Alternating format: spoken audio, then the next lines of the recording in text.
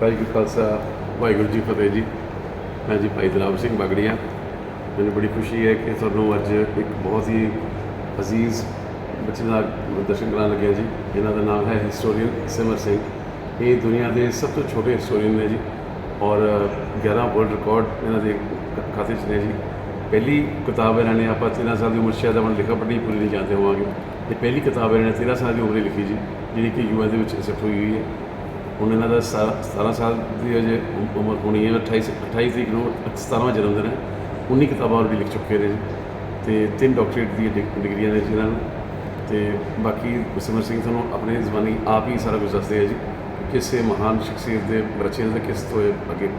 ਸਿਮਰ ਸਿੰਘ ਜੀ, ਤੁਹਾਡੇ ਬਾਰੇ ਦਿਲਾਵਰ ਸਿੰਘ ਬਾਗੜੀਆ ਨੇ ਬੜਾ ਸਪਸ਼ਟ ਕੀਤਾ ਕਿ ਤੁਸੀਂ ਸਭ ਤੋਂ ਛੋਟੀ ਉਮਰ ਦੇ ਉਹ ਹਿਸਟੋਰੀਅਨ ਹੋ ਜਿਨ੍ਹਾਂ ਨੇ ਗੁਰੂ ਨਾਨਕ ਸਾਹਿਬ ਬਾਰੇ ਅਤੇ ਆਪਣੀ ਜਿਹੜੀਆਂ ਕਿ ਹੋਰ ਕਿਤਾਬਾਂ ਲਿਖਣੀਆਂ ਸ਼ੁਰੂ ਕੀਤੀਆਂ ਨੇ। ਸੋ ਆਪਣੇ ਜੀਵਨ ਬਾਰੇ ਜ਼ਰੂਰ ਦੱਸੋ ਅਤੇ ਉਸ ਤੋਂ ਬਾਅਦ ਇਹ ਦੱਸੋ ਕਿ ਤੁਸੀਂ ਕਿਹੜੀ ਕਿਤਾਬ ਸਭ ਤੋਂ ਪਹਿਲਾਂ ਲਿਖੀ ਅਤੇ ਕਿਸ ਤਰ੍ਹਾਂ ਤੁਹਾਨੂੰ ਇਹ ਕਿਤਾਬਾਂ ਲਿਖਣ ਦਾ ਸ਼ੌਂਕ ਪੈਦਾ ਹੋਇਆ। ਵਾਹਿਗੁਰੂ ਜੀ ਕਾ ਖਾਲਸਾ ਵਾਹਿਗੁਰੂ ਜੀ ਕੀ ਫਤਿਹ। ਜਿਵੇਂ ਆਪ ਜੀ ਨੇ ਦੱਸਿਆ ਭਾਈ ਦਿਲਾਵਰ ਸਿੰਘ ਬਾਗੜੀਆ ਜੀ ਨੇ ਕਿਉਂਕਿ ਮੈਂ ਤਾਂ ਆਪਣੇ ਆਪ ਨੂੰ ਜੀ ਇਤਿਹਾਸ ਦਾ ਵਿਦਿਆਰਥੀ ਮੰਨਦਾ, ਕਿਉਂਕਿ ਅਸੀਂ ਸਾਰੇ ਗੁਰੂ ਨਾਨਕ ਪਾਤਸ਼ਾਹ ਜੀ ਦੇ ਸਿੱਖਾਂ ਪੂਰੀ ਗੁਰੂ ਨਾਨਕ ਨਾਮ ਲੇਵਾ ਸੰਗਤ ਜਿਹੜੀ ਹੈ ਜਿਨ੍ਹਾਂ ਨੂੰ ਗੁਰੂ ਨਾਨਕ ਪਾਤਸ਼ਾਹ ਜੀ ਦੇ ਵਿੱਚ ਸ਼ਰਧਾ ਹੈ, ਉਹ ਜਿਹੜੀ ਆਪਣੇ ਇਤਿਹਾਸ ਨੂੰ ਹਮੇਸ਼ਾ ਜਿਹੜੀ ਆਪਣੇ ਰਗਾਂ ਦੇ ਵਿੱਚ ਜਿਹੜਾ ਉਹ ਜਿੰਦਾ ਰੱਖਣਾ ਚਾਹੁੰਦੀ ਆ।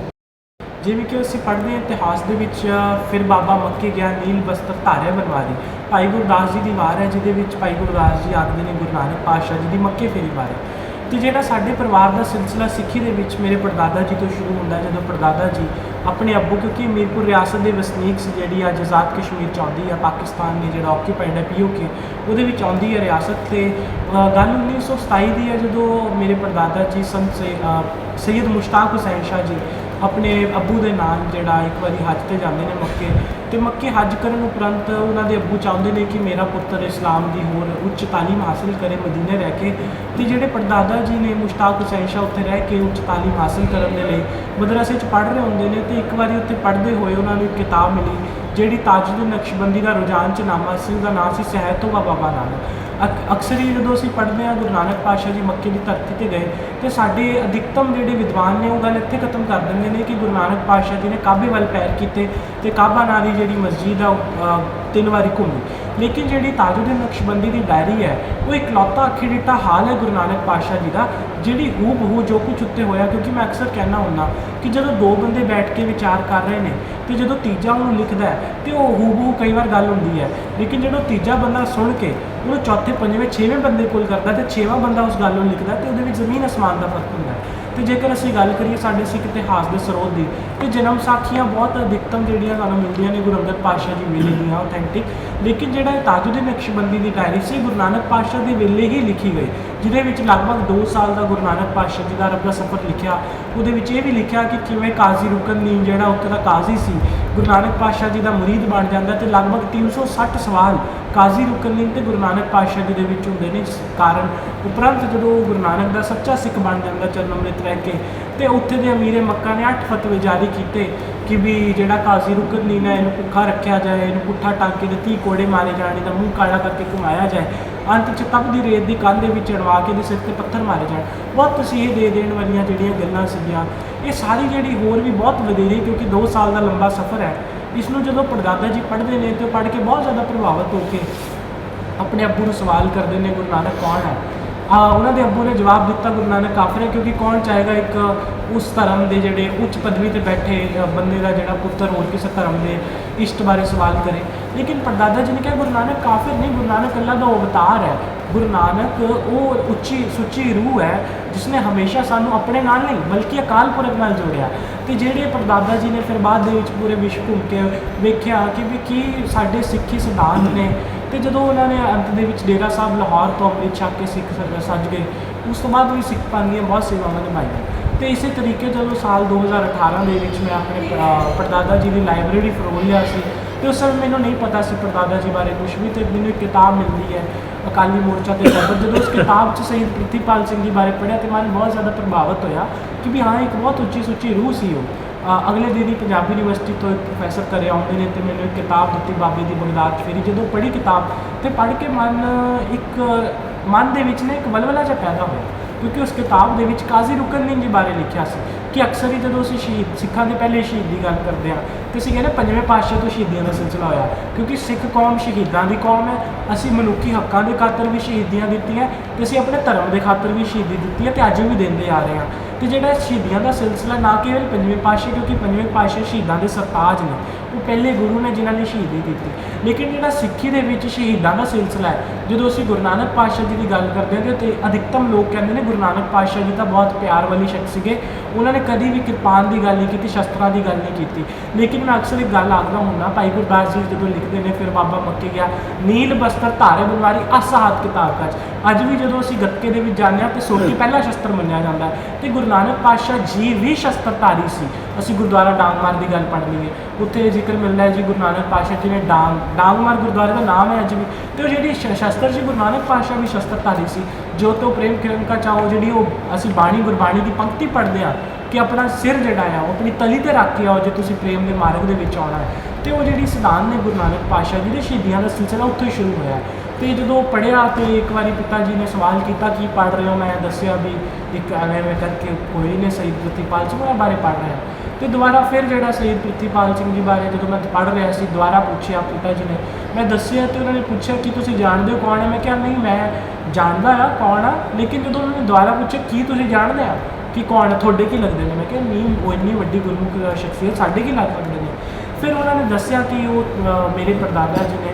ਤੇ ਉਸ ਵਕਤ ਮੇਰੇ ਮਨ ਦੇ ਵਿੱਚ ਵਲਵਲਾ ਪੈਦਾ ਹੋਇਆ ਕਿ ਵੀ ਅਸੀਂ ਐਡੀਆਂ ਗੁਰਮੁਖ ਸੱਚੀਆਂ ਰੂਹਾਂ ਦੇ ਵਾਰਿਸ ਹੋ ਕੇ ਵੀ, ਕਿਉਂਕਿ ਜਿਹੜੇ ਗੁਰਮੁਖ ਹੁੰਦੇ ਨੇ ਨਾ, ਜਿਹੜੇ ਯੋਧੇ ਹੁੰਦੇ ਨੇ, ਯੋਧੇ ਦੇ ਵਾਰਿਸ ਕਦੇ ਰੋਂਦੇ ਨਹੀਂ ਹੁੰਦੇ, ਉਹ ਹਮੇਸ਼ਾ ਜਿਹੜੀ ਆਪਣੇ ਰਗਾਂ ਦੇ ਵਿੱਚ ਜਿਹੜਾ ਉਹਨਾਂ ਯੋਧਿਆਂ ਦਾ ਖੂਨ ਹੈ, ਉਹਨਾਂ ਮਹਾਂਪੁਰਸ਼ਾਂ ਦਾ ਖੂਨ ਹੈ, ਉਸਦੀ ਜਿਹੜੀ ਮੈਨੂੰ ਲੱਗਦਾ ਸੁਗੰਧ ਹਮੇਸ਼ਾ ਜਿਉਂਦੀ ਰਹਿੰਦੀ ਹੈ। ਬਸ ਜ਼ਰੂਰਤ ਹੈ ਉਸਨੂੰ ਦੁਬਾਰਾ ਰਿਵਾਈਵ ਕਰਨ ਦੀ। ਤੇ ਮੈਂ ਹਮੇਸ਼ਾ ਸੋਚਦਾ ਕਿ ਪੜਦਾਦਾ ਜੀ ਨੇ ਤਾਂ ਇੱਕ ਦੂਜੇ ਘਰ ਦੇ ਵਿੱਚ ਜਨਮ ਲੈ ਕੇ ਸਿੱਖੀ ਅਪਣਾਈ, ਅਸੀਂ ਸਿੱਖਾਂ ਦੇ ਘਰ ਦੇ ਵਿੱਚ ਜਨਮ ਲੈ ਕੇ ਵੀ ਸਿੱਖੀ ਤੋਂ ਮੁਨਕਰ ਹੁੰਦੇ ਜਾ ਰਹੇ ਹਾਂ। ਇੱਕ ਬੜੀ ਪਿਆਰੀ ਗੱਲ ਅੰਗਰੇਜ਼ ਲਿਖਦਾ ਹੈ, ਸਵਾਲ ਹੋਇਆ ਦੁਨੀਆ ਦਾ ਸਭ ਤੋਂ ਖੂਬਸੂਰਤ ਸ਼ਖਸ ਕੌਣ ਹੈ? ਉਹ ਕਹਿੰਦਾ ਸਿੱਖ ਹੈ। ਦੁਨੀਆ ਦਾ ਸਭ ਤੋਂ ਭੈੜਾ ਸ਼ਖਸ ਕੌਣ ਹੈ? ਉਹ ਕਹਿੰਦਾ ਉਹ ਹੈ ਜਿਹੜਾ ਸਿੱਖਾਂ ਦੇ ਘਰ ਦੇ ਵਿੱਚ ਜਨਮ ਲੈ ਕੇ ਵੀ ਸਿੱਖੀ ਨਹੀਂ ਅਪਣਾ ਪਾ ਰਿਹਾ। ਇਹ ਗੱਲ ਸਾਡੇ ਹੈ, ਕਿਸੇ ਸਿੱਖਾਂ ਦੇ ਘਰ ਦੇ ਵਿੱਚ ਜਨਮ ਲੈ ਕੇ ਵੀ ਕਿਉਂ ਸਿੱਖੀ ਨੂੰ ਨਹੀਂ ਅਪਣਾ ਪਾ ਰਹੇ। ਉਸੇ ਤਰੀਕੇ ਦੀ ਜਿਹੜੀ ਇੱਕ ਬਹੁਤ ਪਿਆਰੀ ਗੱਲ ਤੋਂ ਸ਼ੁਰੂਆਤ ਹੋਈ, ਸਿੱਖੀ ਸਿਧਾਂਤਾਂ 'ਚ ਕੇਸ ਰੱਖੇ, ਕਿਤਾਬਾਂ ਲਿਖਣੀਆਂ ਸ਼ੁਰੂ ਹੋਈਆਂ। ਉਸ ਦੌਰਾਨ ਮੈਂ ਅਕਸਰ ਹੀ ਕਹਿੰਦਾ ਹੁੰਦਾ ਕਿ ਗੁਰੂ ਸਾਹਿਬ ਦੀ ਇੱਕ ਬਹੁਤ ਪਿਆਰੀ ਪੰਕਤੀ ਹੈ ਗੁਰਬਾਣੀ ਦੇ ਵਿੱਚ, ਮੇਰੇ ਮਾਧੋ ਜੀ ਸਤ ਸੰਗਤ ਮਿਲੇ ਸੋ ਤਰਿਆ। ਸੋ ਮੈਨੂੰ ਮਾਣ ਹੈ ਕਿ ਮੈਨੂੰ ਇਹੋ ਜਿਹੇ ਗੁਰਸਿੱਖਾਂ ਦੀ, ਜਿਵੇਂ ਭਾਈ ਦਿਲਾਵਰ ਸਿੰਘ ਜੀ, ਉਹਨਾਂ ਦਾ ਪਰਿਵਾਰ ਸਿੱਖ ਪੰਥ ਦੇ ਵਿੱਚ ਉਸ ਮਹਾਨ ਪਰਿਵਾਰ ਵਜੋਂ ਜਾਣਿਆ ਜਾਂਦਾ ਹੈ ਜਿਸ ਪਰਿਵਾਰ ਨੇ ਬਾਬਾ ਬੁੱਢਾ ਜੀ ਤੋਂ ਬਾਅਦ ਸਿੱਖ ਪੰਥ ਦੀ ਮਹਾਨ ਸੇਵਾਵਾਂ ਨਿਭਾਈਆਂ, 10ਵੇਂ ਪਾਤਸ਼ਾਹ ਦੇ ਆਨੰਦ ਕਾਰਜ ਕਰਾਏ, ਲੰਗਰ ਦੀ ਸੇਵਾ ਨਿਭਾਈ ਆ, ਹੋਰ ਜੀ ਬਹੁਤ ਕੁਝ ਹੁੰਦਾ ਆ। ਸਿਮਰ ਜੀ, ਤੁਸੀਂ ਬਹੁਤ ਵੱਡੀਆਂ ਜਿਹੜੀਆਂ ਕਿ ਗੱਲਾਂ ਕਰ ਰਹੇ ਹੋ, ਤੁਸੀਂ ਉਹ ਗੱਲਾਂ ਕਰ ਰਹੇ ਹੋ ਕਿ ਜੋ ਲੋਕ ਸੁਣਨ ਨੂੰ ਰਾਜੀ ਨਹੀਂ ਹੁੰਦੇ। ਤੁਸੀਂ ਗੱਲ ਕੀਤੀ ਹੈ ਗੁਰਸਿੱਖੀ ਦੀ, ਗੱਲ ਕੀਤੀ ਹੈ ਗੁਰਸਿੱਖੀ ਜੀਵਨ ਦੀ ਗੱਲ ਕੀਤੀ ਹੈ।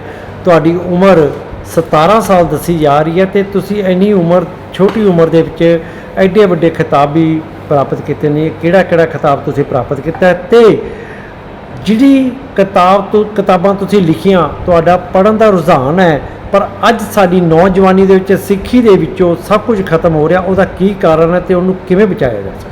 ਸਭ ਤੋਂ ਪਹਿਲੀ ਗੱਲ ਜੀ, ਜਿਹੜਾ ਆਪਣੇ ਗੁਰੂ ਤੋਂ ਮੁਨਕਰ ਹੋ ਗਿਆ ਉਹ ਸਿੱਖੀ ਨਹੀਂ ਕਰਦੀ। ਜੇਕਰ ਉਹ ਸਿੱਖ ਹੈ, ਆਪਣੇ ਗੁਰੂ ਤੋਂ ਮੁਨਕਰ ਨਹੀਂ ਹੋ ਸਕਦਾ। ਇੱਕ ਬੜੀ ਪਿਆਰੀ ਗੱਲ ਹੈ, ਜਿਵੇਂ ਤੁਸੀਂ ਕਿਹਾ ਕਿ ਸਿੱਖੀ ਇੰਨੀ ਛੋਟੀ ਉਮਰ 'ਚ ਕਿਤਾਬ ਮਿਲੇ। ਮੈਂ ਅਕਸਰ ਹੀ ਕਹਿੰਦਾ ਹੁੰਦਾ, ਮੇਰੇ ਲਈ ਜਿਹੜੀ ਇਹ ਦੁਨਿਆਵੀ ਕਿਤਾਬ ਨੇ ਕਿਤੇ ਮਾਇਨੇ ਨਹੀਂ ਰੱਖਦੇ।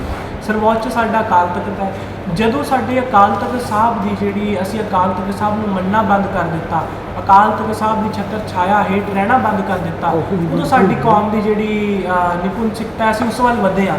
ਤੇ ਜੇਕਰ ਅਸੀਂ ਦੁਬਾਰਾ ਉਸ ਰੀਤਾਂ ਨੂੰ, ਰੀਤਾਂ ਨੂੰ, ਜਿਹੜੀਆਂ ਸਾਡੀਆਂ ਪੁਰਾਤਨ ਵਿਧੀਆਂ ਨੇ, ਜਿਵੇਂ ਕਿ ਅਕਾਲ ਤਖਤ ਸਾਹਿਬ ਤੇ ਅਕਾਲ ਤਖਤ ਸਾਹਿਬ ਨੂੰ ਮੰਨਣਾ, ਜੇਕਰ ਅਸੀਂ ਉਸ ਨੂੰ ਭੁੱਲਦੇ ਜਾ ਰਹੇ ਹਾਂ, ਅਸੀਂ ਆਪਣੇ ਧਾਰਮਿਕ ਸਥਾਨਾਂ ਦੀ ਜਿਹੜੀ, ਹੁਣ ਜਿਵੇਂ ਬਹੁਤ ਸਾਰੇ ਸਾਡੇ ਸਿੱਖ ਪੰਥ ਦੇ ਵਿੱਚ ਇਹੋ ਜਿਹੇ ਸਥਾਨ ਨੇ ਜਿਨ੍ਹਾਂ ਉੱਪਰ ਕੋਈ ਧਿਆਨ ਹੀ ਨਹੀਂ, ਤੇ ਮੈਨੂੰ ਲੱਗਦਾ ਕਿ ਸਾਡੀ ਨੌਜਵਾਨ ਪੀੜ੍ਹੀ ਐਡੀ ਕੈਪੇਬਲ ਹੈ, ਲੇਕਿਨ ਉਹ ਕੈਪੇਬਲ ਤਾਂ ਆ ਜੇਕਰ ਉਹਨਾਂ ਨੂੰ ਸਮਝਾਇਆ ਜਾਏਗਾ। ਅਸੀਂ ਅਕਸਰ ਗੱਲ ਕਰਦੇ ਹਾਂ, ਸਾਡੀ ਕੌਮ 'ਚ ਨਾ ਜੀ ਫੈਮਿਨਿਜ਼ਮ ਦਾ ਮੁੱਦਾ ਬਹੁਤ ਚੱਲ ਰਿਹਾ, ਕੌਮ 'ਚ ਨਹੀਂ ਪੰਜਾਬ 'ਚ।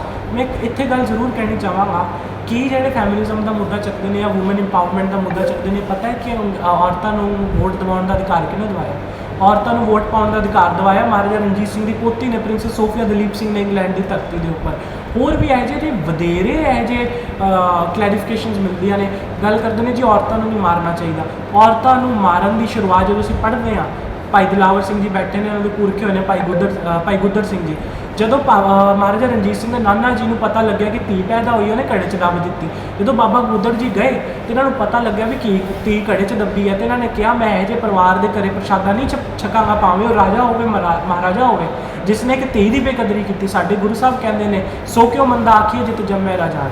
ਜਿਹੜੀ ਇੱਕ ਔਰਤਾਂ ਨੂੰ ਬਰਾਬਰਤਾ ਦਾ ਰੱਖਣ ਦਾ ਦਰਜਾ ਹੈ, ਉਹ ਸਾਡੇ ਮਹਾਂਪੁਰਸ਼ਾਂ ਨੇ ਦਵਾਇਆ। ਜਿਵੇਂ ਬਾਬਾ ਗੁੱਦਰ ਸਿੰਘ ਨੇ ਜਦੋਂ ਬਾਹਰ ਕਢਾਇਆ ਤੇ ਮਹਾਰਾਜਾ ਰਣਜੀਤ ਸਿੰਘ ਵਰਗਾ ਯੋਧਾ ਪੈਦਾ ਹੋਇਆ। ਮੈਂ ਹਮੇਸ਼ਾ ਕਹਿੰਦਾ ਕਿ ਇਹ ਮੁੱਦੇ ਬਹੁਤ ਜ਼ਰੂਰੀ ਨੇ। ਹਰੇਕ ਉਸ ਧੀ ਦੀ ਕੁੱਖ ਤੋਂ ਇੱਕ ਬਹੁਤ ਵੱਡਾ ਸੂਰਮਾ ਪੈਦਾ ਹੋ ਸਕਦਾ ਹੈ, ਲੇਕਿਨ ਉਸ ਧੀ ਨੂੰ ਮਾਤਾ ਗੁਜਰੀ ਜੀ ਵਰਗੇ ਸੰਸਕਾਰ ਆਪਣੇ ਅੰਦਰ ਪਹਿਲਾਂ ਲਿਆਉਣੇ ਪੈਣਗੇ। ਜੇਕਰ ਅਸੀਂ ਕਹਿ ਰਹੇ ਨੌਜਵਾਨ ਪੀੜ੍ਹੀ ਟੁੱਟ ਰਹੀ ਹੈ, ਤੁਸੀਂ ਮੈਨੂੰ ਦੱਸੋ ਕਿ ਜਿਹੜੇ ਵਡੇਰੇ ਨੇ ਉਹ ਕਿੰਨੇ ਕੁ ਜੁੜੇ ਹੋਏ ਨੇ। ਛੋਟੇ ਸਾਹਿਬਜ਼ਾਦਿਆਂ ਨੂੰ ਕਿਹਨੇ ਫੋਰਸ ਕੀਤਾ ਸੀ ਸ਼ਹੀਦੀ ਤੋਂ? ਨਹੀਂ, ਲੇਕਿਨ ਮਾਤਾ ਗੁਜਰੀ ਜੀ ਦੇ ਜਿਹੜੇ ਉਹਨਾਂ ਦੇ ਵਿੱਚ ਸੰਸਕਾਰ ਪਾਏ ਸੀ, ਉਹਨਾਂ ਸੰਸਕਾਰਾਂ ਨੇ ਆਪਣੇ ਆਪ ਹੋਕਾ ਦਿੱਤਾ ਕਿ ਅਸੀਂ ਸ਼ਹੀਦੀ ਦੇਵਾਂਗੇ। ਮੇਰਾ ਸੀਸ ਤਾਂ ਚਲਾ ਜਾ ਸਕਦਾ ਹੈ, ਸਾਹਿਬਜ਼ਾਦੇ ਨੇ ਕਿਹਾ, ਸਿੱਖੀ ਸਿਦਕ ਨਹੀਂ ਜਾ ਸਕਦਾ। ਅੱਜ ਕੱਲ੍ਹ ਜਿਹੜੀਆਂ ਮਾਵਾਂ ਨੂੰ ਆਪਣੇ ਬੱਚਿਆਂ ਨੂੰ ਉਹ ਜਿਹੜੇ ਸੰਸਕਾਰ ਨੇ ਉਹ ਦੇਣੇ ਚਾਹੀਦੇ। ਉਹ ਮਾਵਾਂ ਜਿਹੜੀਆਂ ਕਿੱਟੀ ਪਾਰਟੀਆਂ 'ਚ ਰੁੱਝੀਆਂ ਹੋਈਆਂ, ਇਹ ਸੱਚ ਹੈ ਸਾਡੀ ਕੌਮ ਦਾ ਕਿ ਅਸੀਂ ਆਪਣੇ ਬੱਚਿਆਂ ਨੂੰ ਕਿਤੇ ਨਾ ਕਿਤੇ ਅਸੀਂ ਕਹਿੰਦੇ ਹਾਂ ਸਾਡੇ ਪੇਰੈਂਟਸ ਨੇ ਜਿਹੜੇ ਉਹ ਪਹਿਲੇ ਗੁਰੂ ਹੁੰਦੇ ਨੇ। ਜਦੋਂ ਸਾਡੇ ਪੇਰੈਂਟਸ ਹੀ ਨਹੀਂ ਦੇਣਗੇ, ਹਾਂ ਬੱਚਿਆਂ ਨੂੰ ਫੋਰਸ ਕਰਨਾ ਗੁਰਦੁਆਰੇ ਜਾਓ ਕੇਸ ਰੱਖੋ, ਉਹ ਜਿਹੜੇ ਸਿਧਾਂਤ ਨੇ ਉਹਨਾਂ ਤੋਂ ਮੁਰਕਰ ਹੋ ਕੇ ਕੁਝ ਨਹੀਂ ਹੁੰਦਾ। ਸਿਮਰ ਜੀ, ਤੁਹਾਨੂੰ ਖਿਤਾਬ ਮਿਲੇ ਨੇ, ਕਿਹੜੇ ਖਿਤਾਬ ਮਿਲੇ ਨੇ, ਕਿਵੇਂ ਮਿਲੇ ਨੇ, ਤੇ ਉਹਨਾਂ ਲਈ ਤੁਸੀਂ ਜਿਹੜੇ ਕਿ ਆਮ ਅਗਲੀ ਨੌਜਵਾਨੀ ਨੂੰ ਕੀ ਕਹਿੰਦੇ ਹੋ? ਵੇਖੋ ਜੀ, ਇੱਕ ਜਦੋਂ ਤੁਸੀਂ ਕਿਤਾਬਾਂ ਦੀ ਗੱਲ ਕਰਦੇ ਹੋ, ਮੈਂ ਪਹਿਲੇ ਹੀ ਕਹਿ ਚੁੱਕਿਆ ਕਿਤਾਬ ਤਾਂ ਕੋਈ ਮੈਟਰ ਨਹੀਂ ਕਰਦੇ। ਬਹੁਤ ਸਾਰੇ ਵਰਲਡ ਰਿਕਾਰਡ ਮਿਲੇ, ਇਹ ਉਹ ਫਲਾਣਾ ਟਿਮਕਾਣਾ ਆਰਗੇਨਾਈਜੇਸ਼ਨ ਸੰਭਾਲ ਰਹੇ ਆ, ਲੇਕਿਨ ਮੈਨੂੰ ਲੱਗਦਾ ਹੈ ਕਿਤੇ ਨਾ ਕਿਤੇ ਇੱਕ ਸਭ ਤੋਂ ਵੱਡਾ ਖਿਤਾਬ ਜਿਹੜਾ ਮੈਨੂੰ ਮਿਲਦਾ ਹੈ ਉਹ ਮਿਲਦਾ ਸਿੱਖ ਇਤਿਹਾਸ ਦੇ ਵਿਦਿਆਰਥੀ ਹੋਣ ਦਾ। ਤੇ ਜਿਹੜੀ ਨੌਜਵਾਨ ਪੀੜ੍ਹੀ ਨੂੰ ਉਸ ਰੁਝਾਨ ਵੱਲ ਵਧਣਾ ਚਾਹੀਦਾ ਹੈ। ਸਾਲ 2019 ਦੇ ਵਿੱਚ ਮੈਨੂੰ ਕਾਲ ਆਈ ਵਰਲਡ ਰਿਕਾਰਡ ਵਾਲਿਆਂ ਦੀ, ਜੀ ਅਸੀਂ ਤੁਹਾਨੂੰ ਵਰਲਡ ਰਿਕਾਰਡ ਦੇਣਾ ਚਾਹੁੰਦੇ ਹਾਂ, ਕਿਉਂਕਿ ਮੈਂ UN ਮੀਟ ਦੇ ਵਿੱਚ 2019 'ਚ ਬੋਲਿਆ ਸੀ। ਤੇ ਉਸ ਵਕਤ ਮੱਧ ਪ੍ਰਦੇਸ਼ ਦੇ ਵਿੱਚ ਜਦੋਂ ਜਾ ਕੇ ਮੈਂ ਬੋਲਿਆ ਯੂਨੀਅਨ ਕਾਨਫਰੰਸ 'ਚ, ਤੇ ਉਹਨਾਂ ਨੇ ਕਿਹਾ ਤੁਸੀਂ ਵਿਸ਼ਵ ਦੇ ਸਭ ਤੋਂ ਛੋਟੀ ਉਮਰ ਦੇ ਇਤਿਹਾਸਕਾਰ ਹੋ। ਮੈਂ ਉਹਨਾਂ ਨੂੰ ਕਿਹਾ ਮੈਂ ਇਤਿਹਾਸਕਾਰ ਤਾਂ, ਲੇਕਿਨ ਮੈਂ ਸਿੱਖ ਇਤਿਹਾਸਕਾਰ ਹਾਂ। ਤੇ ਜਦੋਂ ਉਹਨਾਂ ਨੇ ਕਿਹਾ Sikh is a communal word, ਮੈਂ ਕਿਹਾ okay, if Sikh is a communal word then I don't need that title, I am a communal, I am a communal guy। ਤੁਸੀਂ ਜੇ ਮੈਨੂੰ ਕਮਿਊਨਲ ਗਾਇ ਮੰਨਦੇ ਹੋ ਠੀਕ ਹੈ, ਰੱਖੋ, ਮੈਂ ਇੱਕ ਖਿੱਤੇ ਦਾ ਬੰਦਾ ਹੈ, ਮੈਨੂੰ ਵਰਲਡ ਰਿਕਾਰਡ ਨਹੀਂ ਚਾਹੀਦਾ। ਤੇ ਜਦੋਂ ਉਹਨਾਂ ਨੇ 2 ਸਾਲ ਲਗਭਗ ਮੈਨੂੰ ਦੁਬਾਰਾ ਚਿੱਠੀ ਭੇਜੀ ਕਿ ਵੀ ਅਸੀਂ ਸਰਚ ਕੀਤੀ, there is no one younger than you, ਤੇ ਉਹਨਾਂ ਨੂੰ ਜਵਾਬ ਦੇ ਵਿੱਚ ਉਹਨਾਂ ਨੇ ਪੁੱਛਿਆ ਸਿੱਖ ਕੌਣ ਹੈ। ਜਦੋਂ ਮੈਂ 36 ਪੇਜਾਂ ਦੀ ਇੱਕ ਰਿਪੋਰਟ ਦਿੱਤੀ ਕਿ ਵੀ ਸਿੱਖ ਹੁੰਦੇ ਕੌਣ ਨੇ, ਇਹ ਸਿੱਖ ਉਹ ਹੁੰਦੇ ਨੇ ਜਿਵੇਂ ਪਹਿਲੇ ਪਾਤਸ਼ਾਹ ਨੇ ਜਨੇਊ ਨੂੰ ਜੇ ਧਾਰਨ ਨਹੀਂ ਕੀਤਾ ਤੇ 9ਵੇਂ ਪਾਤਸ਼ਾਹ ਨੇ ਉਸੇ ਜਨੇਊ ਖਾਤਰ ਸ਼ਹੀਦੀ ਦਿੱਤੀ ਹੈ। ਅਸੀਂ ਕਿਸੇ ਦਾ ਧਰਮ ਜਬਰੀ ਆਪਣੇ ਆਪ ਤੇ ਉਹ ਨਹੀਂ ਰੱਖਦੇ, ਲੇਕਿਨ ਜੇਕਰ ਕੋਈ ਦੂਜਾ ਕਿਸੇ ਦੇ ਉੱਪਰ ਆਪਣਾ ਧਰਮ ਜ਼ਬਰਦਸਤੀ ਥੋਪ ਰਿਹਾ ਤੇ ਅਸੀਂ ਉਸ ਨੂੰ ਵੀ ਮਨਜ਼ੂਰ ਨਹੀਂ ਕਰਦੇ। ਅਸੀਂ ਗੁਰੂ ਤੇਗ ਬਹਾਦਰ ਪਾਤਸ਼ਾਹ ਜੀ ਨੇ ਮਨੁੱਖੀ ਅਧਿਕਾਰਾਂ ਦੇ ਲਈ ਪਹਿਲੀ ਸ਼ਹੀਦੀ ਦਿੱਤੀ ਹੈ, ਨਾ ਕਿ ਕਿਸੇ ਧਰਮ ਦੇ ਲਈ। ਉਹਨਾਂ ਨੇ ਮਨੁੱਖੀ ਅਧਿਕਾਰਾਂ ਦੇ ਲਈ ਪਹਿਲੀ ਸ਼ਹੀਦੀ ਦਿੱਤੀ ਹੈ। ਜਦੋਂ ਪੂਰੀ ਰਿਪੋਰਟ ਦਿੱਤੀ ਤੇ ਉਹਨਾਂ ਨੇ 2021 ਦੇ ਵਿੱਚ ਆਫੀਸ਼ੀਅਲੀ ਜਿਹੜਾ ਟਾਈਟਲ ਦਿੱਤਾ ਵਰਲਡਸ ਯੰਗੈਸਟ ਸਿੱਖ ਹਿਸਟੋਰੀਅਨ ਦਾ, ਮੈਨੂੰ ਬੜਾ ਮਾਣ ਹੈ। ਕਿਉਂਕਿ ਅਸੀਂ ਜਦੋਂ ਅੱਗੇ ਚਲੇ ਜਾਂਦੇ ਹਾਂ ਨਾ, ਸਪੋਜ਼ ਕਿਸੇ ਨੂੰ ਬਹੁਤ ਵੱਡਾ ਕਿਤਾਬ ਮਿਲ ਜਾਂਦਾ, ਜਿਵੇਂ ਪੜਦਾਦਾ ਜੀ ਮੀਰਪੁਰ ਰਿਆਸਤ ਦੇ ਸ਼ਹਿਜ਼ਾਦੇ ਸੀ, ਰਾਇਲ ਫੈਮਿਲੀ 'ਚੋਂ ਆਉਂਦੇ ਸੀ, ਉਹ ਚਾਹੁੰਦੇ ਤੇ ਬਹੁਤ ਵਧੀਆ ਸ਼ਾਹੀ ਠਾਠ-ਬਾਠ ਦੇ ਨਾਲ ਉਹਨਾਂ ਦਾ ਫੈਮਿਲੀ ਦੇ ਵਿੱਚ ਬਹੁਤ ਵਧੀਆ ਫੈਮਿਲੀ 'ਚ ਵਿਆਹ ਹੋਇਆ, ਉਹਨਾਂ ਦੀ ਬੇਗਮ ਸੀਗੇ, ਤੇ ਲਗਭਗ ਬਹੁਤ ਸਾਰੇ 48 ਤੋਂ ਵੱਧ ਪਿੰਡਾਂ ਦੀ ਜਿਹੜੀ ਜਾਇਦਾਦ ਸੀ ਉਹਦੇ ਮੇਰੇ ਇਕੱਲੇ ਦਾਦਾ ਜੀ ਦੀ, ਕਿਉਂਕਿ 5 ਭਰਾ ਸੀ ਮੇਰੇ ਦਾਦਾ ਜੀ, ਉਹਨਾਂ ਦੇ ਦੀਨ ਆਉਂਦੀ ਸੀ। ਉਹਨਾਂ ਨੇ ਸਾਰੀਆਂ ਚੀਜ਼ਾਂ ਛੱਡ ਕੇ ਸਿੱਖੀ ਅਪਣਾਈ। ਤੇ ਕਿਤੇ ਨਾ ਕਿਤੇ ਮੈਂ ਕਹਿੰਦਾ ਕਿ ਵੀ ਸਭ ਤੋਂ ਵੱਧ ਜਿਹੜੀ ਸਿੱਖੀ ਪਿਆਰੀ ਹੈ, ਸਿੱਖੀ ਦੀ ਦਾਤ ਪਿਆਰੀ ਹੈ। ਸਿਦਕ ਦਾ ਸਿੱਖ ਬਣਨਾ ਬਹੁਤ ਜ਼ਿਆਦਾ ਜ਼ਰੂਰੀ ਹੈ। ਤੇ ਕਿਤੇ ਨਾ ਕਿਤੇ ਜਦੋਂ ਅਸੀਂ ਜਿੰਨੀ ਮਰਜ਼ੀ ਵੱਡੀ ਪਦਵੀ 'ਤੇ ਪਹੁੰਚ ਜਾਈਏ, ਜੇਕਰ ਅਸੀਂ ਸਿੱਖੀ ਨਹੀਂ ਛੱਡਾਂਗੇ ਤਾਂ ਕੁਛ ਨਹੀਂ ਹੋ ਸਕਦਾ। ਜਦ ਤੱਕ ਸਿੱਖੀ ਜੇਕਰ ਸਾਡੇ ਨਾਲ ਹੀ ਆ ਤਾਂ ਸਾਨੂੰ ਦੁਨੀਆ ਦਾ ਕੋਈ ਸ਼ਖਸ ਜਿਹੜਾ ਉਹ ਗੁਲਾਮ ਨਹੀਂ ਬਣਾ ਸਕਦਾ। ਸਿਮਰ ਜੀ, ਪੰਜਾਬ ਦੀ ਨੌਜਵਾਨੀ ਨੂੰ ਨਸ਼ੇੜੀ ਕਹਿ ਕੇ ਗੁਜ਼ਾਰਿਆ ਜਾਂਦਾ ਹੈ, ਨਸ਼ੇੜੀ ਕਿਹਾ ਜਾਂਦਾ ਹੈ, ਪੰਜਾਬ ਨੂੰ ਬਦਨਾਮ ਕੀਤਾ ਜਾਂਦਾ ਹੈ। ਪਰ ਦੇਖਿਆ ਜਾਵੇ, ਚਾਹੇ ਕਿਸਾਨੀ ਮੋਰਚਾ ਹੋਵੇ, ਉੱਥੇ ਵੀ ਪੰਜਾਬ ਦੀ ਨੌਜਵਾਨੀ ਨੇ ਅੱਗੇ ਵੱਧ ਕੇ ਜਿਹੜਾ ਕਿ ਮੋਰਚਾ ਸੰਭਾਲਿਆ। ਉਸ ਤੋਂ ਬਾਅਦ ਨਸ਼ਿਆਂ ਦੇ ਖਿਲਾਫ ਵੀ ਨੌਜਵਾਨੀ ਲੜ ਰਹੀ ਹੈ। ਤੇ ਹੁਣ ਜੇ ਅਸੀਂ ਦੇਖੀਏ, ਪੰਜਾਬ ਦੇ ਵਿੱਚ ਹੜ੍ਹਾਂ ਦੀ ਬਹੁਤ ਵੱਡੀ ਮਾਰ ਪੈ ਰਹੀ ਹੈ। ਨੌਜਵਾਨੀ ਸਭ ਤੋਂ ਅੱਗੇ ਹੋ ਕੇ ਲੜ ਰਹੀ ਹੈ। ਅਸੀਂ ਦੇਖ ਰਹੇ ਹਾਂ ਕਈ ਨੌਜਵਾਨ ਮਦਦ ਕਰਦੇ ਪਾਣੀ ਦੇ ਹੜ੍ਹ ਵਿੱਚ ਖੁਦ ਰੁੜ ਰਹੇ ਨੇ, ਪਰ ਉਸ ਦੇ ਬਾਵਜੂਦ ਵੀ ਜਿਹੜੀ ਪੰਜਾਬ ਦੀ ਨੌਜਵਾਨੀ ਆ ਵਿਦੇਸ਼ਾਂ ਵੱਲ ਨੂੰ ਭੱਜ ਰਹੀ ਹੈ ਤੇ ਕਿਤਾਬ ਪੜ੍ਹਨ ਦਾ ਉਹਨਾਂ ਦੇ ਵਿੱਚ ਸ਼ੌਂਕ ਨਹੀਂ ਆ। ਇਹ ਅਸੀਂ ਕਿਸ ਤਰ੍ਹਾਂ ਕਰ ਸਕਦੇ ਆ ਕਿ ਪੰਜਾਬ ਦੀ ਨੌਜਵਾਨੀ ਨੂੰ ਕਿਵੇਂ ਜੋੜਿਆ ਜਾਵੇ ਤੇ ਬਾਰ-ਬਾਰ ਪੰਜਾਬ ਦੀ ਨੌਜਵਾਨੀ ਨੂੰ ਬਦਨਾਮੀ ਤੋਂ ਬਚਾਉਣ ਲਈ ਕੀ ਕਰਨਾ ਚਾਹੀਦਾ? ਜੀ, ਸਭ ਤੋਂ ਵੱਡੀ ਗੱਲ ਜਿਵੇਂ ਤੁਸੀਂ ਕਿਹਾ ਨੌਜਵਾਨ ਪੀੜ੍ਹੀ ਦੀ ਗੱਲ ਆਈ ਕਿ ਨਸ਼ਿਆਂ ਵੱਲ ਵੱਧ ਰਹੀ ਹੈ, ਜੋ ਵੱਧ ਰਹੀ ਹੈ, ਇਹ ਗੱਲ ਅਸੀਂ ਅਕਸਰ ਹੀ ਮੀਡੀਆ ਤੋਂ ਸੁਣਦੇ ਹਾਂ। ਸਭ ਤੋਂ ਵੱਡੀ ਸਾਡੀ ਪੰਜਾਬ ਦੀ ਮਾਰ ਇਹ ਹੈ ਕਿ ਸਾਨੂੰ ਰਿਪਰੈਜ਼ੈਂਟ ਨਹੀਂ ਕੀਤਾ ਜਾਂਦਾ ਚੰਗੀ ਤਰੀਕੇ ਦੇ ਨਾਲ। ਹੁਣ ਤੁਸੀਂ ਵੇਖਿਆ ਜੇ ਕੌਮ ਸਾਡੀ ਨਸ਼ੇੜੀ ਸੀ ਤੇ ਕਿਸਾਨੀ ਮੋਰਚੇ 'ਚ ਐਡਾ ਵੱਡਾ ਪੈਗਾਮ ਕਿੱਥੋਂ ਦੇਤਾ। ਸਾਡੀ ਜਿਹੜੀ ਰਿਪਰੈਜ਼ੈਂਟੇਸ਼ਨ ਹੈ ਉਹ ਜ਼ੀਰੋ ਹੈ। ਜਿਵੇਂ ਹੁਣ ਹਾਲ ਫਿਲਹਾਲ ਦੇ ਵਿੱਚ ਸਿੱਖਾਂ ਦੇ ਚੈਨਲ ਦਾ ਮੁੱਦਾ ਉੱਠਿਆ, ਸਿੱਖਾਂ ਦਾ ਕਿਹੜਾ ਸਾਂਝਾ ਚੈਨਲ ਹੈ? ਜਿਵੇਂ ਖਾਲਸਾ ਐਡਵੋਕੇਟ ਅਖਬਾਰ ਹੁੰਦਾ ਸੀ ਸਿੱਖਾਂ ਦਾ ਬਣਿਆ, ਅੱਜ ਸਾਡੇ ਕੋਲ ਕਿਹੜਾ ਅਖਬਾਰ ਹੈ ਜਿਹਦੇ ਵਿੱਚ ਅਸੀਂ ਸੱਚ ਗੱਲ ਕਹੀਏ ਤਾਂ ਸਾਰਿਆਂ ਨੂੰ ਲੱਗੇ ਸੱਚ ਹੈ। ਅੱਜ ਕੱਲ੍ਹ ਸਾਡਾ ਸਿਲਸਿਲਾ ਇਹ ਹੋ ਚੁੱਕਿਆ ਕਿ ਇੱਕ ਬੰਦਾ ਕਹਿੰਦਾ ਲੋਕਾਂ ਨੇ ਮੰਨਣਾ ਨਹੀਂ, ਉਹ ਜੀ ਗਲਤ ਹੋਏਗਾ ਜੀ ਉਹ ਸਹੀ ਹੋਏਗਾ। ਸਾਡੀ ਰਿਪਰੈਜ਼ੈਂਟੇਸ਼ਨ ਜ਼ੀਰੋ ਹੈ। ਇਹ ਨਹੀਂ ਕਹਿ ਸਕਦੇ ਤੁਸੀਂ ਕਿ ਸਾਡੀ ਪੀੜ੍ਹੀ ਖਤਮ ਹੁੰਦੀ ਜਾ ਰਹੀ ਹੈ। ਸਾਡੀ ਪੀੜ੍ਹੀ ਸਹੀ ਤਰੀਕੇ ਦੇ ਨਾਲ ਇਤਿਹਾਸ ਨਾਲ ਜੁੜ ਰਹੀ ਹੈ। ਇਹ ਸਿਰਫ ਲੋਕਾਂ ਦੇ ਵਿੱਚ ਬਲਬਲੇ ਪੈਦਾ ਕੀਤੇ ਜਾ ਰਹੇ ਨੇ ਸਾਡੀ ਨੈਸ਼ਨਲ ਮੀਡੀਆ ਵੱਲੋਂ ਕਿ ਵੀ ਸਿੱਖ ਖਤਮ ਹੁੰਦੇ ਜਾ ਰਹੇ। ਐਕਚੁਅਲੀ ਨਾ ਜਦੋਂ ਜਿਸ ਕੌਮ ਦੇ ਇੱਕ ਸਿਧਾਂਤ ਸਿਰਜ ਦਿੱਤਾ ਜਾਵੇ ਕਿ ਵੀ ਉਹ ਕੌਮ ਖਤਮ ਹੋਣ ਵਾਲੀ ਹੈ ਤੇ ਸਾਡੇ ਵਿੱਚ ਹੀ ਆਪਣੇ ਆਪ 'ਚ ਡਰ ਪੈਦਾ ਹੋ ਜਾਂਦਾ ਹੈ ਕਿ ਵੀ ਹਾਂ ਸਾਡੀ ਕੌਮ ਖਤਮ ਹੋਣ ਵਾਲੀ ਹੈ ਤੇ ਕੀ ਕਰਾਂਗੇ।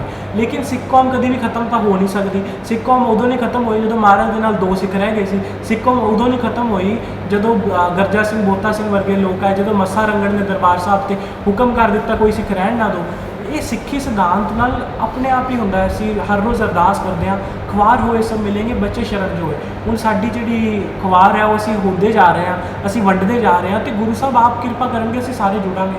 ਜੇ ਨੌਜਵਾਨਾਂ ਕੋਲ ਕਿਤਾਬਾਂ ਪੜ੍ਹਨ ਦਾ ਟਾਈਮ ਨਹੀਂ ਹੈ ਤੇ ਮੈਨੂੰ ਲੱਗਦਾ ਹੈ ਕਿਤੇ ਨਾ ਕਿਤੇ ਕਮੀ ਹੈ ਸਾਡੇ ਕੋਲ ਕਿ ਜਿਹੜੀ ਸਾਡੀ ਸਿੱਖ ਐਂਟਰਟੇਨਮੈਂਟਸ, ਅਸੀਂ ਹੁਣ ਜਿਵੇਂ ਫਿਲਮਾਂ ਚੱਲ ਰਹੀਆਂ, ਇੰਸਟਾਗ੍ਰਾਮ ਚੱਲ ਰਿਹਾ, ਫੇਸਬੁੱਕ ਚੱਲ ਰਹੀ ਹੈ, ਸਾਡੀ ਜ਼ੀਰੋ ਪਾਰਟਿਸਪੇਸ਼ਨ ਹੈ ਉਹਦੇ ਵਿੱਚ ਸਿੱਖ ਹਿਸਟਰੀ ਦੀ। ਕੋਈ ਵੀ ਸਾਡੀ ਜਥੇਬੰਦੀ ਸ਼੍ਰੋਮਣੀ ਗੁਰਦੁਆਰਾ ਪ੍ਰਬੰਧਕ ਕਮੇਟੀ ਹੋਵੇ, ਦਿੱਲੀ ਕਮੇਟੀ ਹੋਵੇ, ਕਿਉਂਕਿ ਦਿੱਲੀ ਸਿੱਖ ਗੁਰਦੁਆਰਾ ਪ੍ਰਬੰਧਕ ਕਮੇਟੀ ਦੇ ਰਿਸਰਚ ਬੋਰਡ ਦਾ ਵੀ ਮੈਂ ਮੈਂਬਰ ਹਾਂ, ਤੇ ਉਹਦੇ ਵਿੱਚ ਮੈਂ ਇੱਕ ਗੱਲ ਵੇਖਦਾ ਕਿਤੇ ਨਾ ਕਿਤੇ ਸਾਡੀ ਜਿਹੜੀ ਪਾਰਟਿਸਪੇਸ਼ਨ ਹੈ ਉਹ ਜ਼ੀਰੋ ਹੈ। ਅਸੀਂ ਉਸ ਤਰੀਕੇ ਦਾ ਕੰਟੈਂਟ ਆਪਣੀ ਯੂਥ ਤੱਕ ਡਿਵੈਲਪ ਕਰਨ ਦੇ ਵਿੱਚ ਅਜੇ ਤੱਕ ਨਾ ਕਾਮਯਾਬ ਰਹੇ ਹਾਂ ਜਿੰਨਾ ਕੁ ਕਰਨਾ ਚਾਹੀਦਾ ਸੀ। ਹੁਣ ਮੈਨੂੰ ਅਕਸਰ ਹੀ ਲੋਕ ਕਹਿੰਦੇ ਨੇ ਸਾਡੀ ਕੌਮ ਬੇਰੁਜ਼ਗਾਰ ਹੈ ਤਾਂ ਜਾ ਰਹੀ ਹੈ, ਸਾਡੀ ਕੌਮ ਦੇ ਵਿੱਚ ਬੇਰੁਜ਼ਗਾਰੀ ਵੱਧਦੀ ਜਾ ਰਹੀ ਹੈ ਤਾਂ ਕਰਕੇ ਉਹ ਕੈਨੇਡਾ ਵੱਲ ਭੱਜ ਰਹੀ ਹੈ। ਮੈਂ ਅਕਸਰ ਕਹਿੰਦਾ ਇਸਕੌਨ ਵਾਲੇ ਦੇਖ ਲਓ, ਇਸਕੌਨ ਵਾਲਿਆਂ ਦੀ ਧੂਪ ਬੱਤੀ ਤੋਂ ਲੈ ਕੇ ਜਿਹੜੇ ਉੱਤੇ ਚੋਲੇ ਚੜ੍ਹਦੇ ਨੇ, ਚੁੰਨੀਆਂ ਚੜ੍ਹਦੀਆਂ, ਢੋਲੀਆਂ ਚੜ੍ਹਦੀਆਂ, ਸਭ ਉਹਨਾਂ ਦਾ ਆਪਣਾ ਹੈ। ਸਾਡੇ ਤਾਂ 5 ਕਕਾਰ ਸਾਡੇ ਆਪਣੇ ਨਹੀਂ ਬੰਦੇ। ਸਾਡੀਆਂ ਤਾਂ ਕਿਰਪਾਨਾਂ ਚਾਈਨਾ ਤੋਂ ਆ ਰਹੀਆਂ, ਸਾਡੇ ਕੰਗੇ ਚਾਈਨਾ ਤੋਂ ਬਣ ਕੇ ਆ ਰਹੇ ਨੇ। ਸਾਡੇ ਕੋਲ ਐਡੀਆਂ ਜ਼ਮੀਨਾਂ ਪਈਆਂ। ਹੁਣ ਜਿਵੇਂ ਸ਼੍ਰੋਮਣੀ ਗੁਰਦੁਆਰਾ ਪ੍ਰਬੰਧਕ ਕਮੇਟੀ ਨੇ ਐਲਾਨ ਕੀਤਾ 50 ਏਕੜ ਦੇ ਵਿੱਚ ਝੋਨਾ ਬੀਜੇਗੀ ਹੜ੍ਹ ਪੀੜਤਾਂ ਦੇ ਲਈ। ਜੇਕਰ ਸਾਡੇ ਕੋਲ ਐਡੀਆਂ ਜ਼ਮੀਨਾਂ ਪਈਆਂ ਨੇ, ਅਸੀਂ ਆਪਣੀ ਉੱਥੇ ਇੰਡਸਟਰੀ ਕਾਇਮ ਕਰੀਏ, ਕਿਉਂਕਿ ਗੁਰੂ ਰਾਮਦਾਸ ਪਾਤਸ਼ਾਹ ਜੀ ਦਾ ਸਿਧਾਂਤ ਦੇਖ ਲਓ, ਦਰਬਾਰ ਸਾਹਿਬ ਬਾਅਦ ਦੇ ਵਿੱਚ ਬਣਿਆ, ਪਹਿਲਾਂ 52 ਵਪਾਰੀ ਲਿਆ ਕੇ ਉੱਥੇ ਬਿਠਾਏ। ਸਾਡੀ ਜਿਹੜੀ ਮਾਡਰਨਾਈਜੇਸ਼ਨ ਹੈ, ਜਦੋਂ ਅਸੀਂ ਉਸ ਵੱਲ ਵੱਧਦੇ ਹਾਂ, ਸਿਰਫ ਇਸ ਵਕਤ ਸਾਨੂੰ ਗੁਰਦੁਆਰਾ ਪ੍ਰਬੰਧ 'ਚ ਬਿਜ਼ੀ ਰੱਖ ਕੇ ਸਾਡੀ ਕੌਮ ਨੂੰ ਖਤਮ ਕੀਤਾ ਜਾ ਰਿਹਾ। ਅਸੀਂ ਗੁਰਦੁਆਰਾ ਪ੍ਰਬੰਧ ਸੰਭਾਲਣਾ ਕਿਉਂਕਿ ਇਸ ਵਕਤ ਦੁਸ਼ਮਣ ਦੀ ਅੱਖ ਬਹੁਤ ਤੇਜ਼ ਹੈ ਤੇ ਜਿਹੜੀਆਂ ਯੋਧੇ ਦੀ ਮਾਵਾਂ ਨੇ ਉਹ ਕਦੀ ਰੋਂਦੀਆਂ ਨਹੀਂ। ਅਸੀਂ ਅੱਜ ਸਾਡੀਆਂ ਮਾਵਾਂ ਰੋ ਰਹੀਆਂ ਨੇ ਕਿ ਸਾਡੇ ਬੱਚੇ ਟੁੱਟ ਰਹੇ ਨੇ। ਯੋਧਿਆਂ ਦੀ ਜਿਹੜੀ ਮਾਵਾਂ ਨੇ ਉਹ ਕਦੀ ਰੋਂਦੀਆਂ ਨਹੀਂ ਹੁੰਦੀਆਂ, ਆਪਣੇ ਬੱਚਿਆਂ ਨੂੰ ਹਮੇਸ਼ਾ ਸਿੱਖੀ ਦੇ ਨਾਲ ਜੋੜਦੀਆਂ ਨੇ। ਜਿਵੇਂ ਮੈਂ ਪਹਿਲਾਂ ਤੁਹਾਨੂੰ ਕਿਹਾ ਕਿ ਮਾਤਾ ਗੁਜਰੀ ਦੇ ਸੰਸਕਾਰ ਅਸੀਂ ਦੇਣੇ ਛੱਡ ਦਿੱਤੇ ਬੱਚਿਆਂ ਦੇ ਵਿੱਚ। ਜੇ ਅਸੀਂ ਬੱਚਿਆਂ ਨੂੰ ਉਸ ਤਰੀਕੇ ਪਾਲਾਂਗੇ ਤੇ ਕਦੀ ਵੀ ਕੌਮ ਜਿਹੜੀ ਉਹ ਕਦੀ ਇਸ ਮੁੱਦੇ ਵੱਲ ਵਧੇਗੀ ਨਹੀਂ। ਤੇ ਜੇਕਰ ਸਾਡੀਆਂ ਜਥੇਬੰਦੀਆਂ ਥੋੜ੍ਹੀਆਂ ਜਿਹੀਆਂ ਇਸ ਗੱਲ ਵੱਲ ਰੁਝਾਨ ਲੈ ਲੈਣ ਕਿ ਆਪਣੀ ਜਿਹੜੇ ਸਿੱਖ ਲੀਗਰ ਸਿੱਖ ਨੇ, ਐਡੀ ਜ਼ਮੀਨਾਂ ਹਰਿਆਣੇ ਦੇ ਵਿੱਚ ਪਈਆਂ ਨੇ, ਐਡੀਆਂ ਪੰਜਾਬ 'ਚ ਪਈਆਂ ਨੇ, ਇੰਡਸਟਰੀ ਜ਼ੀਰੋ ਹੈ ਸਾਡੀ, ਸਾਡੇ ਕਕਾਰ ਹੀ ਨਹੀਂ, ਹੋਰ ਬੰਦੇ ਹੋਰ ਕਿੱਥੋਂ ਆਊਗਾ, ਸਾਰਾ ਚਾਈਨਾ ਤੋਂ ਬਣ ਕੇ ਆ ਰਿਹਾ। ਅਸੀਂ ਆਪਣੀ ਕੌਮ ਦੀ ਚਾਬੀ ਤਾਂ ਕਿਸੇ ਹੋਰ ਦੇ ਹੱਥ ਫੜਾਈ ਹੋਈ ਹੈ ਤੇ ਅਸੀਂ ਕਹਿੰਦੇ ਸਾਡੀ ਕੌਮ ਬੁਰੀ ਤਰੀਕੇ ਲੋਕ ਸਾਡੀ ਕੌਮ ਨੂੰ ਕੁੱਟ ਰਹੇ ਨੇ। ਸ਼ਾਮ ਸਿੰਘ ਜੀ, ਜੋ ਸਿਮਰ ਜੀ ਨੇ ਅੱਜ ਗੱਲਬਾਤ ਕੀਤੀ ਹੈ, ਨਾਲ ਸਾਡੇ ਦਿਲਾਵਰ ਸਿੰਘ ਜੀ ਵੀ ਬੈਠੇ ਨੇ ਬਾਗੜੀਆਂ ਸਾਹਿਬ, ਤੇ ਕੀ ਤੁਸੀਂ ਸਮਝਦੇ ਹੋ ਜੋ ਅੱਜ ਗੱਲਬਾਤ ਹੋਈ ਆ ਉਹਦੇ ਲਈ ਪੰਜਾਬ ਦੀ ਨੌਜਵਾਨੀ ਨੂੰ ਕੀ ਸੇਧ ਲੈਣੀ ਚਾਹੀਦੀ ਹੈ ਤੇ ਸਾਡੇ ਸਿੱਖ ਪੰਥ ਦੇ ਜਿਹੜੇ ਕਾਬਜ ਨੇ ਬਜ਼ੁਰਗ, ਉਹਨਾਂ ਨੂੰ ਕੀ ਸੋਚਣਾ ਚਾਹੀਦਾ, ਕਿਸ ਤਰ੍ਹਾਂ ਇਹਨਾਂ ਨੌਜਵਾਨਾਂ ਨੂੰ ਅੱਗੇ ਲੈ ਕੇ ਆਉਣਾ ਚਾਹੀਦਾ? ਵਾਹਿਗੁਰੂ ਜੀ ਖਾਲਸਾ, ਵਾਹਿਗੁਰੂ ਜੀ ਕੀ ਫਤਿਹ। ਪਹਿਲੀ ਗੱਲ ਤਾਂ ਭਾਈ ਅਸ਼ੋਕ ਸਿੰਘ ਬਾਗੜੀਆ ਦੇ ਸਪੁੱਤਰ ਭਾਈ ਦਿਲਾਵਰ ਸਿੰਘ ਜੀ ਬਾਗੜੀਆ ਆਏ ਨੇ, ਇਹਨਾਂ ਦਾ ਬਹੁਤ ਬਹੁਤ ਧੰਨਵਾਦ ਹੈ ਕਿਉਂਕਿ ਅਸੀਂ ਕੇਂਦਰੀ ਸਿੰਘ ਸਭਾ ਬਾਗੜੀਆ ਸਾਹਿਬ ਦੇ ਨਾਲ ਬਹੁਤ ਅਸੀਂ ਬਚਪਨ ਤੋਂ ਜੁੜੇ ਹੋਏ ਹਾਂ। ਇਹਨਾਂ ਦੇ ਦੀਦਾਰ ਹੋਏ ਨੇ, ਧੰਨ ਭਾਗ ਇਹ ਸਰਦਾਰ ਸਿਮਰ ਸਿੰਘ ਨੂੰ ਲੈ ਕੇ ਆਏ ਨੇ। ਸਿਮਰ ਸਿੰਘ ਦਾ ਕੇਂਦਰੀ ਸ੍ਰੀ ਗੁਰੂ ਸਿੰਘ ਸਾਹਿਬ ਦੇ ਇਹਨਾਂ ਦਾ ਧੰਨਵਾਦ ਕਰਦਾ ਕਿਉਂਕਿ ਮੈਂ 4 ਮਹੀਨੇ ਪਹਿਲਾਂ ਹੀ ਸੈਯਦ ਪ੍ਰਿਥੀਪਾਲ ਸਿੰਘ ਬਾਰੇ ਕਿਤਾਬ ਜਿਹੜੀ ਪੜ੍ਹੀ ਹੈ। ਜਿਹੜੇ ਲੇਖਕ ਨੇ ਡਾਕਟਰ ਹਿੰਮਤ ਸਿੰਘ, ਬਹੁਤ ਫਿਲਾਸਫੀ ਦੇ ਪ੍ਰੋਫੈਸਰ ਨੇ, ਉਹ ਬਹੁਤ ਵੱਡੇ ਫਿਲਾਸਫਰ ਨੇ ਤੇ ਉਹ ਸਾਡੇ ਬਜ਼ੁਰਗਾਂ ਵਰਗੇ ਦੋਸਤ ਵੀ ਨੇ। ਉਹਨਾਂ ਦੀ ਕਿਤਾਬ ਬਹੁਤ ਅੱਛੀ ਹੈ ਤੇ ਉਹ ਕਿਤਾਬ ਜਿਹੜੀ ਹੈ ਉਹ ਛਾਪੀ ਹੋਈ ਹੈ ਰਾਮਪੁਰ ਖੇੜੇ ਵਾਲਿਆਂ ਨੂੰ, ਬਾਬਾ ਸੇਵਾ ਸਿੰਘ ਨੂੰ। ਤੇ ਪਹਿਲੀ ਗੱਲ ਤੇ ਸਿੱਖਾਂ ਦਾ ਜਿਹੜਾ ਰੁਝਾਨ ਹੈ, ਬੱਚਿਆਂ ਦਾ ਕਸੂਰ ਨਹੀਂ ਹੈ, ਜਿਹੜੇ ਸਾਡੀ ਪੀੜ੍ਹੀ ਹੈ ਉਹਨਾਂ ਦਾ ਪੜ੍ਹਨ ਦੇ ਵਿੱਚ ਰੁਝਾਨ ਹੈ। ਅਸੀਂ 2 ਕਰੋੜ ਦੀ ਕੋਠੀ ਬਣਾ ਸਕਦੇ ਹਾਂ, ਉਹਦੇ ਵਿੱਚ 2 ਕਰੋੜ ਦਾ ਸਮਾਨ ਲਾ ਸਕਦੇ ਹਾਂ, ਪਰ ਉਹਦੇ ਵਿੱਚ 2000 ਦੀ ਕਿਤਾਬ ਲਾਉਣੀ ਹੋਵੇ ਤਾਂ ਸਾਡੇ ਹੱਥ ਖੜੇ ਹੋਏ ਨੇ। ਇਸ ਕਰਕੇ ਸਾਡੀ ਆਪਣੀ ਪੀੜ੍ਹੀ ਦਾ ਕਸੂਰ ਹੈ ਬੱਚਿਆਂ ਨੂੰ ਕਿਤਾਬਾਂ ਤੋਂ ਤੋੜਨ ਦਾ। ਸਿਰਫ ਅਸੀਂ ਕਿਤਾਬਾਂ ਦੀ ਜਿਹੜੀ ਪੜ੍ਹਾਈ ਹੈ ਨਾ, ਉਹ ਦੁਨਿਆਵੀ ਡਿਗਰੀਆਂ ਹਾਸਲ ਕਰਕੇ ਭਾਵੇਂ ਇੰਜੀਨੀਅਰਿੰਗ ਦੀ ਹੋਵੇ, ਭਾਵੇਂ ਡਾਕਟਰੀ ਦੀ ਹੋਵੇ, ਭਾਵੇਂ ਸਿਵਲ ਸਰਵਿਸ ਦੀ ਹੋਵੇ, ਉਹਦੇ ਵਾਸਤੇ ਤਾਂ ਕਹਿੰਦੇ ਪੜ੍ਹ ਲਓ ਤੁਸੀਂ। ਉਂਝ ਸਿੱਖ ਫਲਸਫੇ ਨੂੰ ਦੁਨੀਆ ਦੀ ਫਿਲਾਸਫੀ ਨਾਲ ਜੋੜਨ ਵਾਸਤੇ ਬੱਚਿਆਂ ਨੂੰ ਕੋਈ ਕਿਤਾਬ ਲੈ ਕੇ ਦੇਣ ਨੂੰ ਤਿਆਰ ਨਹੀਂ, ਨਾ ਪੜ੍ਹਦੇ ਨੇ। ਇਸ ਕਰਕੇ ਸਭ ਤੋਂ ਵੱਡਾ ਕਸੂਰ ਤਾਂ ਇਸ ਗੱਲ ਦਾ ਹੈ। ਅਤੇ ਉਂਝ ਬਹੁਤ ਮੈਨੂੰ ਚੰਗਾ ਲੱਗਿਆ, ਕਿਉਂਕਿ ਮੈਂ ਇੱਥੇ 2 ਵਾਰੀ ਆਪਣੀਆਂ 2 ਕਿਤਾਬਾਂ ਰਿਲੀਜ਼ ਹੋਈਆਂ ਸੀਗੀਆਂ। ਜਦੋਂ ਡਾਕਟਰ ਗੁਰਚਰਨ ਸਿੰਘ ਦੀ ਕਿਤਾਬ ਰਿਲੀਜ਼ ਹੋਈ ਸੀਗੀ ਗੁਰੂ ਨਾਨਕ ਸਾਹਿਬ ਬਾਰੇ, ਉਦੋਂ ਮੈਂ ਕਿਤਾਬ ਤਾਜ਼ੀ ਪੜ੍ਹ ਕੇ ਆਇਆ ਸੀਗਾ। ਉਦੋਂ ਮੈਂ ਇਸ ਕਿਤਾਬ ਬਾਰੇ ਜ਼ਿਕਰ ਕੀਤਾ ਸੀਗਾ ਸੈਯਦ ਪ੍ਰਿਤਪਾਲ ਸਿੰਘ। ਉਹ ਕਿਤਾਬ ਜਿਹੜੀ ਕਿ ਕਿਵੇਂ 2 ਸਾਲ ਦਾ ਸਫ਼ਰ ਜਿਹੜਾ ਹੈ ਗੁਰੂ ਨਾਨਕ ਸਾਹਿਬ ਦੇ ਨਾਲ ਰਹਿਣ ਵਾਲੇ ਬੰਦੇ ਨੇ ਕੀਤਾ, ਕਿ ਕਿਵੇਂ ਫਿਰ ਇਹਨਾਂ ਦੇ ਪੜਦਾਦਾ ਪ੍ਰਿਤਪਾਲ ਸਿੰਘ ਨੇ ਕਿਵੇਂ ਉਸ ਕਿਤਾਬ ਨੂੰ ਉੱਥੇ ਪੜ੍ਹਿਆ, ਕਿਵੇਂ ਫਿਰ ਸਿੱਖੀ ਵੱਲ ਆਏ, ਅਤੇ ਜਿਹੜਾ ਉਹਨਾਂ ਦਾ ਜੀਵਨ ਹੈ ਆਪਣੇ ਪਿੰਡ ਨੂੰ ਛੱਡਣ ਦਾ, ਉਹ ਬੜਾ ਡਰਾਉਣਾ ਵੀ ਲੱਗਦਾ। ਕਿਉਂਕਿ ਮੁਸਲਮਾਨੀ ਇਲਾਕੇ ਦੇ ਵਿੱਚ ਮੁਸਲਮਾਨਾਂ ਦੇ ਰਾਇਲ ਫੈਮਿਲੀ ਦੇ ਵਿੱਚ ਸੈਯਦ ਜਿਹੜੇ ਮੁਸਲਮਾਨ ਸਭ ਤੋਂ ਉੱਪਰਲੀ, ਉਹ ਛੱਡ ਕੇ ਜਦੋਂ ਪਿੰਡ ਤੋਂ ਫਿਰ ਚੋਰੀ ਬੱਸ ਚੜ੍ਹ ਕੇ ਇੱਕ ਬੰਦੇ ਨੂੰ ਲੈ ਕੇ ਫਿਰ ਲਾਹੌਰ ਆਉਂਦੇ ਨੇ, ਹੌਲੀ ਹੌਲੀ ਫਿਰ ਗੁਰੂ ਘਰ ਦੇ ਵਿੱਚ ਸੇਵਾ ਕਰਦੇ। ਬਹੁਤ ਜਿੰਨੇ ਵੀ ਉਸ ਵੇਲੇ ਦੇ 20 ਤੋਂ ਲੈ ਕੇ 30 ਤੱਕ ਦੇ ਜਿਹੜੇ ਬੰਦੇ ਨੇ ਸਿੱਖ ਵੱਡੇ, ਉਹ ਸਾਰੇ ਸੈਯਦ ਪ੍ਰਿਤਪਾਲ ਸਿੰਘ ਦੇ ਸੰਪਰਕ ਦੇ ਵਿੱਚ ਸੀਗੇ, ਸਾਰੇ ਉਹਨਾਂ ਪ੍ਰਭਾਵਿਤ ਹੁੰਦੇ ਸੀਗੇ। ਅਤੇ ਮੈਨੂੰ ਇਸ ਗੱਲ ਦੀ ਬਹੁਤ ਖੁਸ਼ੀ ਹੋਈ ਕਿ ਉਸ ਮਹਾਨ ਸ਼ਖਸੀਅਤ ਦੀ ਅੱਗੇ ਜਾਨ ਸਿੰਘ, ਸਿਮਰ ਸਿੰਘ ਸਾਡੇ ਕੋਲ ਆਏ ਨੇ। ਇਹਨਾਂ ਦਾ ਆਉਣ 'ਤੇ ਇੱਥੇ ਜੀ ਆਇਆਂ ਵੀ, ਅਤੇ ਬਹੁਤ ਬਹੁਤ ਧੰਨਵਾਦ। ਵਾਹਿਗੁਰੂ ਖਾਲਸਾ, ਵਾਹਿਗੁਰੂ।